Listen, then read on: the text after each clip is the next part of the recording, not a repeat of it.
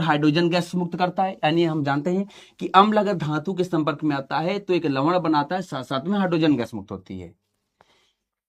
जब एथेनोइक अम्ल sodium hydroxide यानी क्षार के संपर्क में आएगा, जब अम्ल धातु के संपर्क में आता है तो लवण और हाइड्रोजन गैस बनती है, और जब हमारा अम्ल क्षार के संपर्क में आता है तो भी लवण बनता है और जल बनता है। यही चीज थी यहां पर। स्थिरीकरण में ये अभी रिएक्शन हम लोग देख चुके हैं, सेम वहां पर उल्टा हो गया। वहां पर जब हम एथेनॉल पढ़ रहे थे तो एथेनोइक की बात की है, अब एथेनोइक है तो इसे भी हो जाएगा। ये चीज हम वहां पे देख चुके हैं।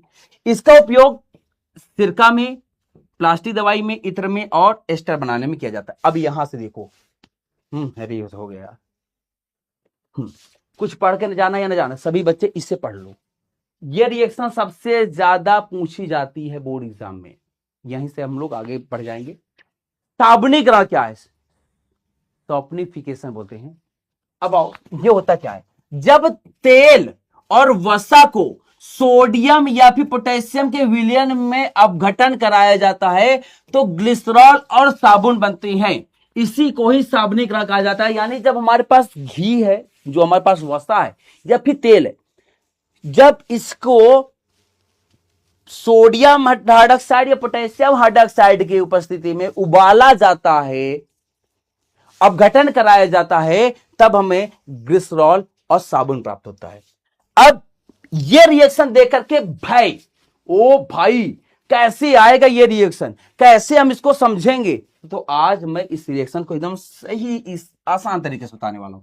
तो तुम्हें क्या याद करना है? CH2 COO C17 और S35, बस ये याद कर लो। क्या?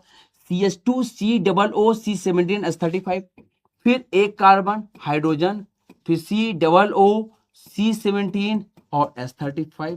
यहां पर ऊपर जो लिखा है वही लिख देना, यानी तीनों जगह वही है, बस यहां पे हाइड्रोजन एक कम होगा।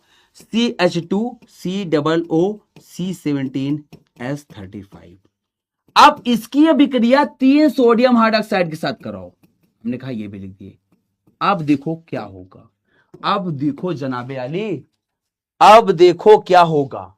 हमने कहा सिंपल से कुछ नहीं करना। हाँ बेटा, ये साबुन का सूत्र है, मैं एकदम इसको याद करने की ट्रिक बता रहा हूं। तो CH2 COO C17 S35 याद कर लो। क्या?